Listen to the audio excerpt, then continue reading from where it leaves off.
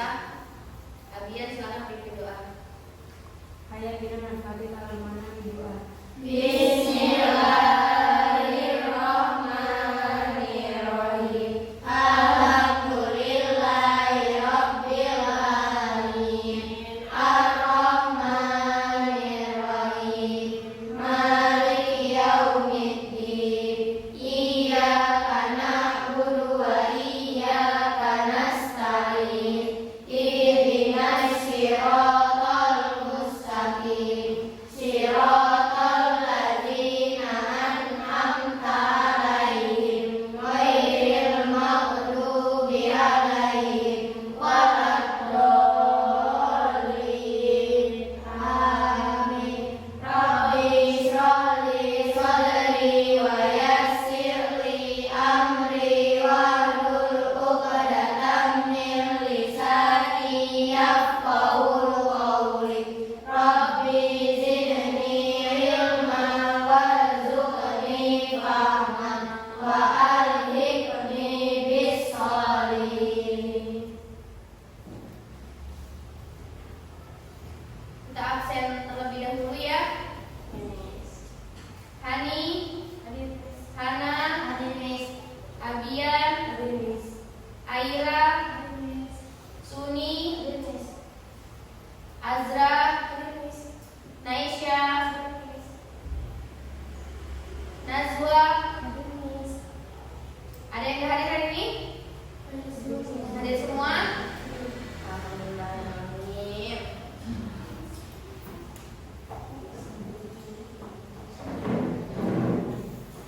Kita mulai ya. Bismillahirrahmanirrahim. Kemarin kita belajar apa? Teks eksplanasi. Apa itu teks eksplanasi? Apa? Siapa tuh yang mau jawab?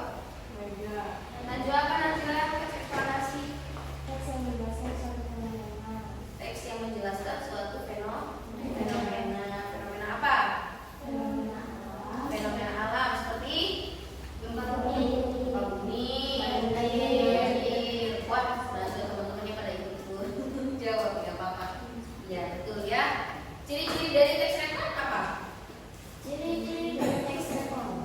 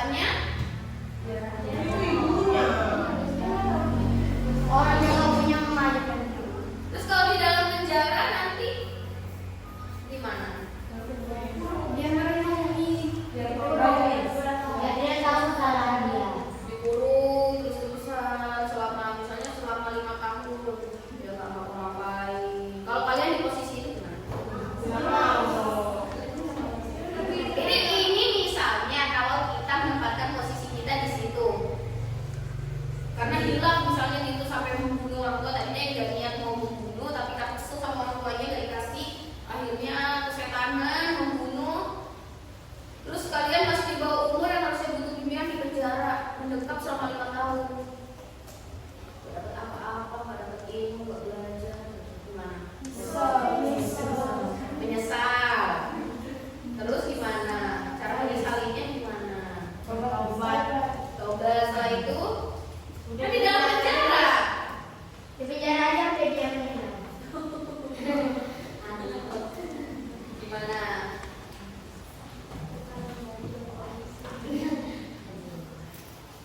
Kalau saya setuju dengan yang tidak mendukung kalau si anak ini dipenjara. Karena maaf ya, melihat ini kan berarti melihat contohnya seperti kalian nih, anak SMP di bawah umur. Masih umur kalian umur berapa? 14, 15. Kita nggak tahu ya posisi dia waktu itu seperti apa, bisa sampai seperti itu. Apa mungkin karena kurang bimbingan dari orang tuanya selama ini, atau selama ini juga orang tua gak berada di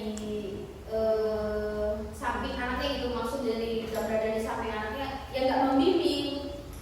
Tuh, jadi si anak minta sesuatu karena dari kecil gak diajarin kalau minta sesuatu itu harus sabar, harus ya intinya harus sabar dan lain-lain.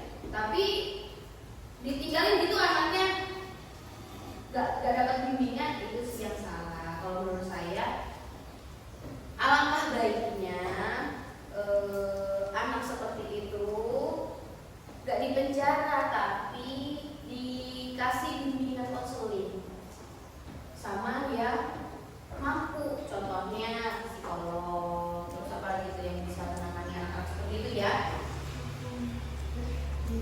Terus ya polisi juga harus bisa gitu kan, didatengin anaknya, terus dikasih pengertian, dikasih arahan, dibimbing, mungkin dibimbing selama 1 tahun gitu kan, ditaruh di asrama. Memang bukan penjara jatuhnya, ditaruh di asrama, dibimbing di dalam situ. Mereka nanti anak ini nanti tobat, belajar, mereka tetap mendapatkan pendidikan yang layak. Mereka si anak ini juga tetap mendapatkan kasih sayang, perhatian dari yang lain gitu kan. Kalau menurut saya kok di penjara itu kan benar-benar diacuhkan ya, dibiarkan, ditinggalkan, nggak dipedulikan, nggak dibimbing, itu malah merusak masa depan si anak ini yang sudahlah masa depannya, masa itu hancur, masa depan juga sudah nggak bisa berkembang gitu kan, mendekap di dalam penjara. Itu kalau menurut saya. Kalau menurut kalian, kalau seperti itu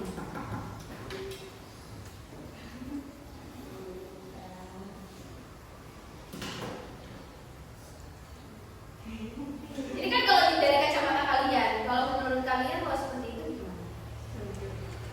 Kalau kalian misal di posisi itu, wah ternyata ada orang yang setuju dengan saya gak di penjara begini, tapi saya dikasih bimbingan gitu ya. Bersyukur, senang gitu kan. Ya, memang setiap kejadian, sesuatu kejadian itu pasti ada pro dan kontra. Pro itu mendukung, kontra itu tidak mendukung atau menyangkal. Misal ada si A begini, ada yang mendukung, ada yang tidak. Nah kalau di dalam pesantren nih, temennya si A pacaran sama si B, si C, si D temennya ada yang mendukung, ada yang tidak. Yang mendukung dibiarin aja yang pacaran, yang tidak mendukung dilaporin. Itu namanya kontra. Nah ini juga berkaitan dengan yang ingin kita pelajari hari ini tentang teks diskusi. Diperhatikan ya.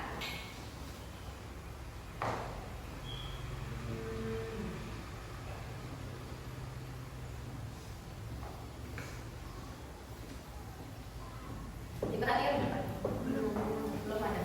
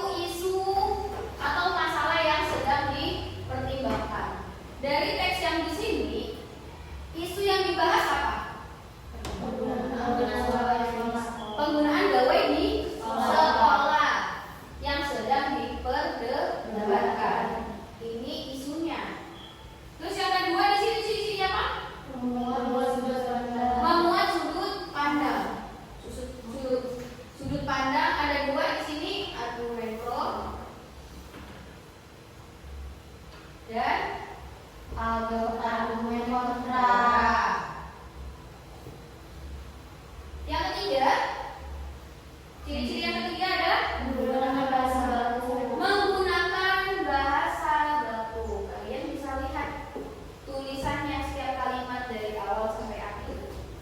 Di sini penggunaannya menggunakan bahasa baku, bukan bahasa kita sendiri atau bahasa sehari-hari. Yang ketiga, memuat fakta, data fakta logis, apa lagi itu? Sebagai fakta data atau alasan. Iya, ini kan data nih, atau fakta. Fakta bahwa gawai, penggunaan gawai di sekolah menjadi perdebatan. Gitu, ya. Adapun struktur dari teks diskusi itu ada 4. Struktur yang pertama ini memuat isu. Struktur yang kedua argumen pro. Yang ketiga argumen kontra. Dan yang terakhir kesimpulan.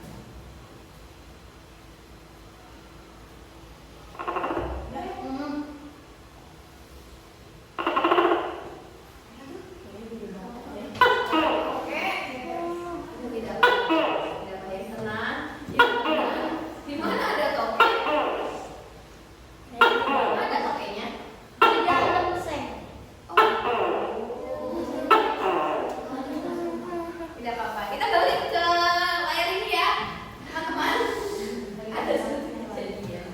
Ya, struktur dari teks diskusi ada 4. Yang pertama memuat isu, itu tadi sudah ada di sana. Yang kedua ada argumen pro, yang ketiga argumen kontra, dan yang terakhir kesimpulan. Nah, ini dari hasil analisis kita tentang teks diskusi.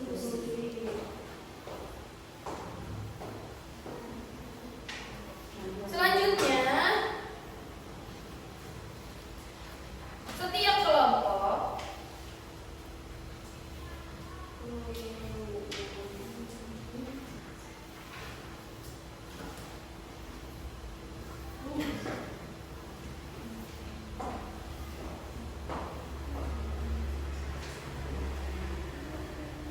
kita akan menganalisis teks diskusi ya, struktur dan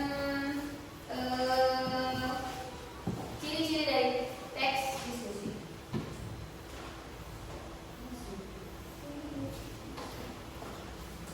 Bagaimana temuannya? Sudah. Gimana menurut Aira?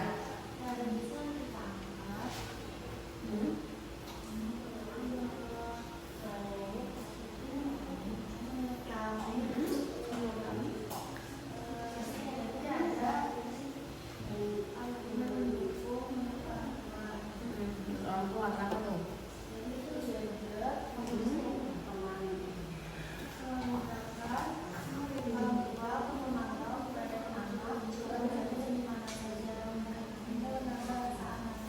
Jadi gadget itu sangat penting dari orang tua yang mendukung anak menggunakan gadget.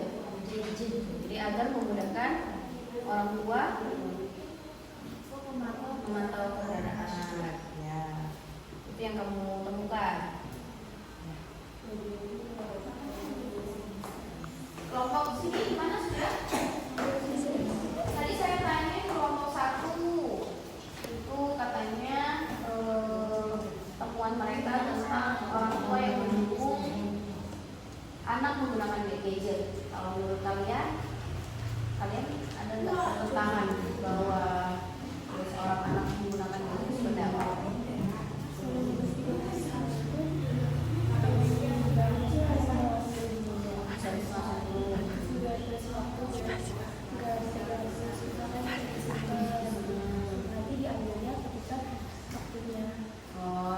Ketika misalnya kalau tadi kan di kelompok 1 itu kan agar memudahkan memantau anak, berarti nanti ketika pulang mungkin ya bisa dipakai gadgetnya untuk menghubungi orang tua gitu kan.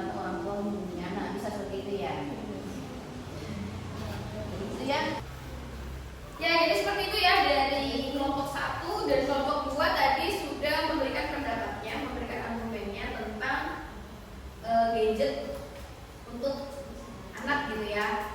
Dari kelompok 1, orang tua berpihak bahwa penggunaan gadget itu sangat dibutuhkan karena untuk mempermudah komunikasi dengan anaknya gitu. Kalau dari kelompok 3 tadi menyampaikan bahwa penggunaan gadget boleh, tetapi dalam pengawasan guru di kelas. Jadi tidak semata-mata dibolehkan, tapi harus ada pengawasan dari orang tua atau guru saat di sekolah. Seperti itu.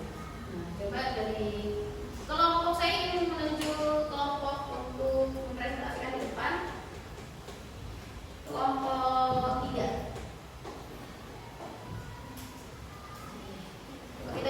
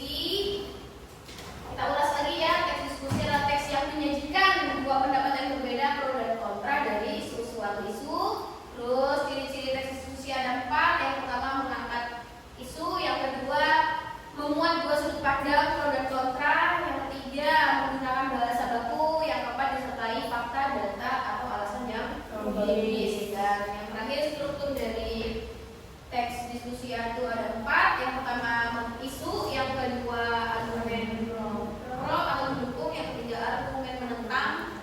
Terus yang terakhir adalah kesimpulan. Seperti itu ya.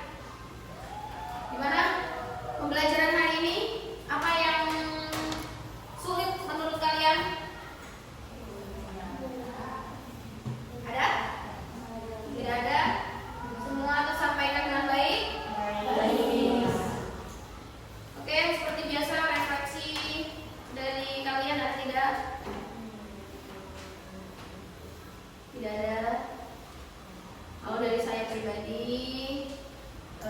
seperti biasa, yang mengantuk, yang masih suka bercanda, ngobrol, tolong kurang-kurangin, karena proses belajar ini harus berjalan dengan baik. Kalau kita ngantuk, jadi apa yang kita dapatkan tidak tertransfer dengan baik ya. Cukup sekian pertemuan hari ini. Mohon maaf jika ada salah ucap. Terima kasih atas partisipasi belajarnya hari ini. Assalamualaikum warahmatullahi